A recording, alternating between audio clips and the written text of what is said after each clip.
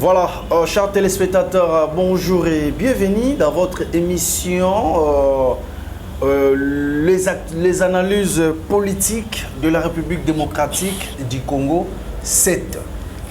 Nous aura toujours toutes les actualités politiques. Il y a la République démocratique du Congo pendant la semaine. Na kati ya week-end ba actualité nyonso oyo elekaka pendant la semaine.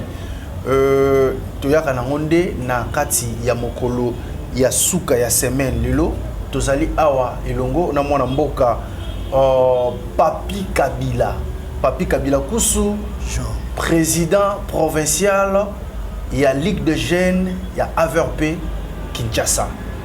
Hein boye bibino moko AVRP ezali parti politique ya mwana mboka Moindo Nzangi.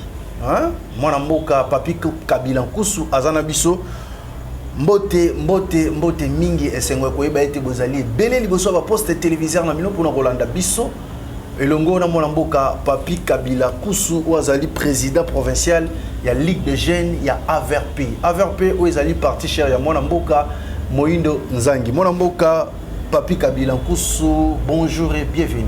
Bonjour, merci beaucoup monsieur le journaliste. Voilà, esengwa kokutana bino na moko na lelo na Italie. L'actualité politique, il y a la République démocratique du Congo, bonne santé politique, il y a AVRP, où il y a Moindo Nzangi. Tout doucement, ça va bien. Tobandaki Kotambola, Tozaki na ba initiative. Je parle vraiment beaucoup plus dans l'Italie santé politique, il y a AVRP Kinshasa, surtout dans la Ligue de Jeunes. Voilà. Utaki ko implanté ba fédéraux, il y a Ligue de Jeunes. Ya Kinshasa, tu as implanté qui na Lukunga, héritier Zoutana, tu as placé na Funa, mais c'est paraclique, ingénieur. Tu es na Tchangou, à la Tchangou, tu as implanté, mais c'est Ima, et puis tu es na Moamba, tu as implanté qui, mais c'est Étienne. Très bien. Mais c'est Étienne. Et maintenant, à l'instant, nous avons un autre programme, Oyotolingi. To relancer viva agression au salama ki na mboka boyebi yango agression rwandaise parce que beaucoup ezali agresseur et tout moi qui m'a ekotaki et puis parti ezaki penza ko fonctionner pas vraiment parce que singa ki to compatir na bande ko na biso bazakuna agresser makasi. Voilà. Mais à l'instant tozo relancer ba activité.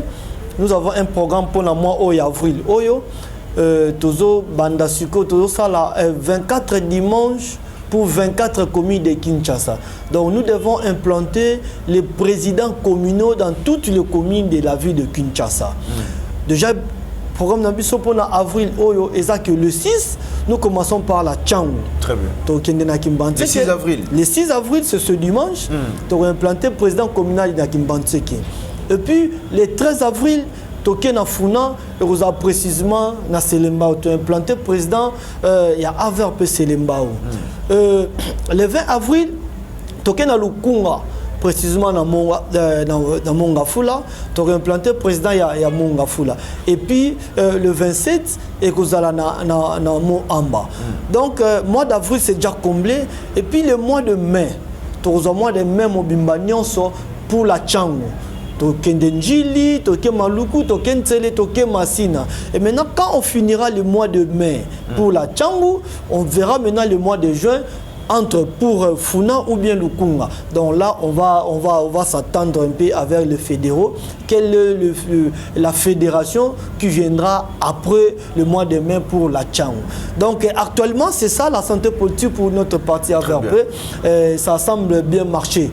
Donc je pense que d'une manière ramassée, c'est ça ce que je peux dire pour AVRP Kinshasa. AVRP Kinshasa sous la leadership de président provincial Papi Kabila Kusu, président provincial de la jeunesse. Ils ont vraiment na katia AVRP Kinshasa. Mon mboka Jean Papi Kabila kasitoyiki toyoki makambo nyoso bitiko le belabiso et surtout makambo etali ba descente aux ali ko sala. Est-ce que les ali ils ont un sous-bastiment ou ils ali administratif ou ils ali comme maillot pour que eux avancer selon projet aux alango politique. À ma qualité il y a chef et administration, il y a Ligue de jeunes Kinshasa, AVP Kinshasa. Je rêvais, donc je dois... il faut na panza AVP sur toutes les avenues de Kinshasa. C'est ça mon travail. Très bien. Qu'est-ce que je dois faire? Je crée seulement une lettre à la hiérarchie. Na salle transmis copie. Et pas tel. Naba o baza ba supérieur nangai. Autant bon accusé de réception et zongi sans pour autant m'interdire. C'est-à-dire ils ont accepté. Vas-y, va faire. Très bien. C'est pour l'intérêt. C'est pour l'intérêt du parti parce que c'est l'implantation. Nous voulons planter les partis dans les fins fonds de toute la ville de Kinshasa. Imagine ton habit sur le Torokende, c'est le Mao, Torokende Moamba, Torokende Maluku.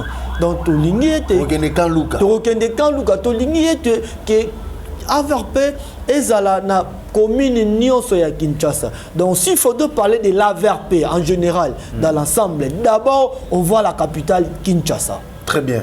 Si on parle de l'AVRP, Tozo Monango na Kinshasa mobimba o balobaraki parcelle mon côté na katia Kinshasa sans AVRP. Voilà. On est avec introduction ya katia masolo na biso mokona lelo to solo na mona mboka Jean-Papi Kabila Koussou, formation du gouvernement d'union nationale.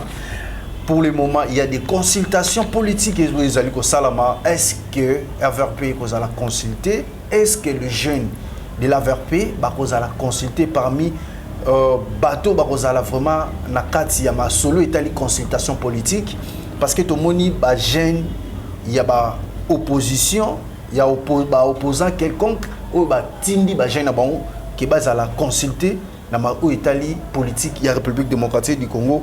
Est-ce que AVRP ekozala consulter wana ndezali mituna pe masolo oyo toko solo la na mwana mboka Jean-Papi Kabila Koussou mwana mboka Jean-Papi Kabila. Consultation politique pour le moment ils allaient avancer bientôt là toujours qu'il y a souka. Est-ce que AVRP il la consulter tout président national AVRP Moïndo Nzangi son excellence à cause de la consulter dans bureau politique là? Bon moi je pense Kolobaki à cause de la consulter c'est trop dit parce que AVRP a déjà na kati il y a groupe, il y a consultation. Exemple que le coup la AVRPND bazo sala que baluka batu baya poto sangana to créer union nationale. Donc donc disons AVRP ba onde ba kolo makambo yango. Ba onde ba kolo makambo. Moi ndonzangi ba onde batu bazana posa penza union nationale. Tozaki awatango toki goma mo nungu kotaki. Qui est ce ministre là qui a eu le courage ya kokende ko kitana Goma et puis ko sala interview nani qui est ce ministre ko intervenir na musika na Top Congo to landaki si ce n'était pas Moïndo Nzangi. Donc Koloba est que Arozala consulter ou pas ils a penza en place parce que déjà AVRP pour votre information azana kati ya regroupement ya AB et qui ya son excellence Samalou Konde qui est le président il y a Sénat. Donc c'est-à-dire que eza eloko o eza na maboko eza eloko o eza na maboko na biso ne toza na posa ya kobenga beaucoup plus ce sont aller consulter les opposants beaucoup plus quand bien même que ils ne veulent pas mais on veut que to créer force morobo l'union fait la force il y a un objectif na yango l'union fait la force on fait appel à tout le monde ndenge Mouzé Kabila bengaka à l'époque abigeno toza na oza mwana mboka oza mayelo oza na États-Unis oza na Israël oza na bisika songolo yakazonga tobongisa mboka ndenge lelo le pays est agressé très bien bazo benga batu nyonso to bon consulter batu nyonso poto sangana to consulter force moko boye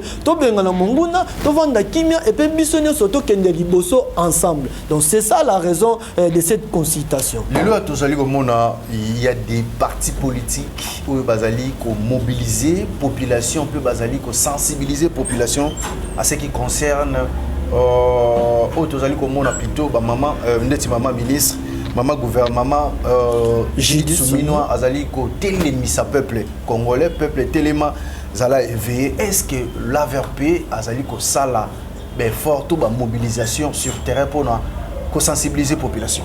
Moi, je pense, monsieur les journalistes, tant que possible, nos grilles, que tu as 24 communes, 24 dimanches pour 24 communes à ville de Kinshasa.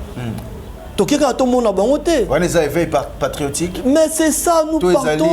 Installation à parti politique. Mais en installant, on doit être à la page, non? Le message est là. Quel est le message de la population de chaque commune? Tola musabango et puis toye bisabango oyo nini ezo senga na tango o pote mboka ekende malamu. C'est ça. Donc tokende kaka te toyemba moto tche no président oyo. C'est pas ça. Donc il y a un message pour na ko sala appel pour na ko sensibiliser la population que moi la mboka na au Congo et kozala l'uni est indivisible. Très bien. Donc c'est ça le message, c'est pour l'unité, c'est pour créer une union au sein de la République démocratique du Congo. Le Congo c'est pour les Congolais, point barre. Pour le moment, il y a des opposants au Bazali, Boya Kokende, consultation politique, étant que analyste politique et puis président provincial, il y a Averpe Kinshasa. Quel est le message où ils allaient phare, il y a chaud, où ils lancer et puis il y a opposants où Bazali Koboya à la consulter pour l'intérêt de la République démocratique du Congo. Mais monsieur les journalistes, il y a au lobby pour l'intérêt de la République. Quel que soit que tu es opposant, mais pour l'intérêt de la République, pourquoi? Soit tu cherches tes intérêts personnels. Si c'est pour les intérêts de la République, pourquoi? Il y a qu'à parce que c'est pour l'intérêt de la République. Ce qui est fait propre na yote. Pourquoi? Moi je pense, les opposants, je vous fais appel. Tant pour l'intérêt de la République, venez. Voilà. Le pays est agressé. Venez, qu'on se mette ensemble, qu'on s'échange des idées. Dans des chocs d'idées, j'ai la vérité. Nous permettre biso que tout le monde, malam ou tout le monde, tout tikala, qui m'a n'importe quoi biso, ce que yo oboyi, c'est-à-dire au Kendenangamba munguna. Nous monsieur le journaliste, ce que oboyi ko ya poto sangana pour nekolo, mais ce que c'est ça. Parce qu'il n'y a pas de neutralité. Soit tu es de la droite, soit tu es de la gauche. Cela ne veut pas dire que non, il y a des aux à 4 et 1-1. Donc, ceux qui sont à droite, c'est ceux qui sont à gauche. Ceux qui sont à gauche, c'est que aux à droite. Moi, je vous fais appel, je vous supplie les opposants. Nous avons besoin pour participer. Non, boya, toyo kana, to sangana pour na école na biso Congo. Alors, jeunes politiques au Bazali, na katia pour opposition, peut au moins quelques jeunes. Qui ont participé à la consultation politique, les membres de FCC, jeunesse à FCC, qui ont participé à la consultation politique. Quel est le message que vous lancez et pas une Bon, moi je pense que la consultation, un homme intelligent dont je salue, le conseiller spécial en matière de sécurité à président de la République, M. Désiré Cachemire. Très intelligent, très sage. Très bien. Et moi je pense que tant que va changer qui peut discours tant bazongi. Moi je pense. Et on peut dans ça l'appel là quitter. Va continuer, le les autres continuer, va continuer va participer à la consultation pour permettre à l'olenge mokonzi ya mboka azana vision par rapport à mboka na biso. Très bien. Nous autres ceux qui liboko et katani beli makolo mutu nyose koyoka pasi et le bateke musa pesa ya likolo pasi kosuka kuna non ils nous autres mobimande koyoka pasi yo oza opposant tu peux être le cerveau o kuna zana AVP il peut être le poumon l'autre il est de l'MLC par exemple il peut être le foie tout ça constitue le corps pour permettre les autres de fonctionner. Moi, je pense que d'une manière ramassée, c'est ça. Ce n'est pas mal de participer à la consultation nationale et peut permettre que Makambu et Kende Malam. Formation du gouvernement d'Union nationale, quelques ministres Oyo Bazali, pour soutenir le retour, il y a un ministre Missoussou, étant que jeune, président provincial à Averpe Kinshasa. Quelle est l'importance aux alliés communs en Aba? Ministre Oyo Basali, mandat Oyo, bazonga lisusu na gouvernement d'Union nationale pour que ça la continuer misala na bon. important c'est ça ni na ba ministre ba salina ba salipe na gouvernement mais ba sali bien té ba zonga lisusu. Non, moi je pense consultation est pour constituer gouvernement et union nationale. C'est-à-dire quoi? Bah oh bah sali malamouté. Pourquoi ne pas les écarter? Très bien. Oh sali malamouté parce que tout ça la union nationale. Oh sali malamouté. Il faudrait aussi qu'il y ait une alternance et quota et pas na biso. Oh yebi que oh sali malamouté. Oh s'accrocher car pourquoi? Bon regardez pourquoi. Là c'est que comme il m'appelle. Mais moi je pense il y a de ceux-là qui méritent que bazonga ou soit balongolé na X fonction, à matana Y fonction. Par exemple, je cite mon leader Moïndo Nzangi Boutondo. Il a fait bien. Très bien. Il a distingué. Je vais te dire, monsieur le journaliste. Ok. Mbokatan agression et makasi na Goma. Tout silence presque il y a beaucoup de jours. Il y avait un seul ministre qui parlait à haute voix au nom de Moïndo Nzangi.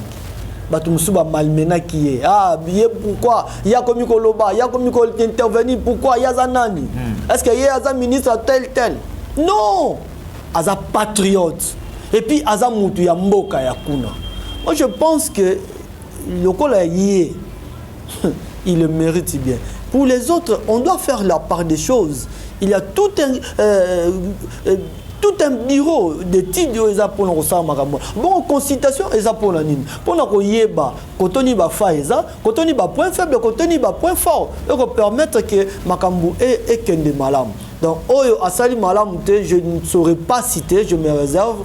Il a des cela au basalité, il a des cela au basali, mais beaucoup plus. Je cite son excellence Moïndo Nzangi oyo penza ya ye ezalaki visuel na opposition na pouvoir ba comprenez qui que c'est un monsieur à la hauteur de dénoncer le mal, de dire à haute voix que ça ne va pas, ça va. Très bien. Mon mboka Jean-Papi Kabila Nkoussou, président provincial. Il y a Averpe Kinshasa, où ils allaient parti cher à excellence, Moïndo Nzangi. Alors, mon amboka a autocomi presque na suka ya makasolo na biso. Message na yo ko la nini pour na masolo o to sololi à travers la jeunesse de l'Averpe. Bon, message na ya suka eza ke ko benga ba congolais partout au bazali. Na est kuna partout place bozali Congo eza ya ba congolais toyo kaka ke non o bazwaki na bango place moko boye bakoma ko lia bakoma ko sala boye mais Congo nde e kabwana te toyebi superficie magique na biso ya Congo à l'école primaire bande relaxa biso ndenge nini 2 3 4 5 00 km². Or ce n'était pas 00, c'est 410. Donc 2 345 410 km². C'est ça la superficie de notre, à l'époque, Zaïre. Moi je suis zaïrois. On appelait ça Zaïre. On connaît les croquis, la cartographie de notre Zaïre. Quelle superficie? 2, 3, 4, 5. 2 345 000, une superficie dédiée. Et maintenant, toi, tu vas séparer le Congo. Mais tu cherches la guerre avec Dieu. Tu ne vois pas. Quand on a yo, soit on a ma belle moi, mouké, iba no biso ba konta po aussi la té. Iba no biso ba diama po aussi la té. Mais le Congo, mukolo mon côté Congo comme que no ba ekomi pays qui ngandi na ngambu moko. Non, c'est ça l'appel que je fais à tous les peuples congolais. Donc en aucun cas, même après ma mort, parce que nous devons dire, même si nous ne disons pas nous allons mourir, même si nous disons nous allons mourir, donc le mieux c'est de dire. Le mieux c'est de dire. Donc, Congolais, côté comme ma belleté, attendez. Aya naye, amal menene biso. Mais un jour, l'éveil viendra, comme notre parti AVRP, Action des volontaires pour la relève patriotique. Un jour, la relève la sera. Et le peuple va se réveiller. Un jour, le peuple va se réveiller. Donc c'est ça les derniers mots que je pourrais dire. Tous ensemble, nous avons des jeunes. Oh, bazangi ba parti politique, boya boko tana AVRP. Tozo banda implantation dans chaque commune à Kinshasa. En tout cas, ceux qui boyoki que eza tozo ya na commune à Bino, venez adhérer parce qu'il y a des initiatives, il y a des projets pour la jeunesse quinoise au sein du parti AVRP. Merci, président provincial de l'AVRP.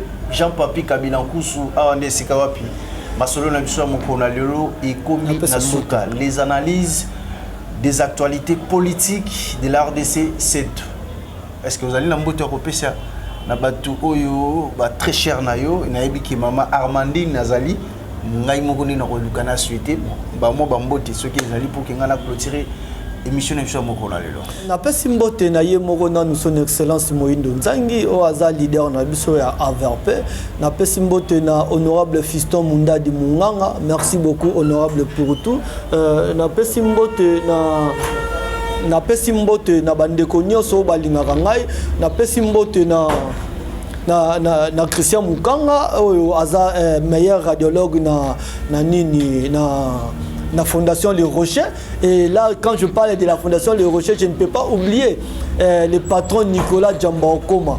Motema maman Pauline Essao, bébé Essao n'a pas si bien monté. Dans Les Rochers, là aussi, le professeur Jean Moukaya, nos condoléances tout au Kunda Papa. Donc, Kimia na papa Chibo la place à Bandi. Nani Lisusu, Batuboza Kebele, la patronne à Brenda Kalanga.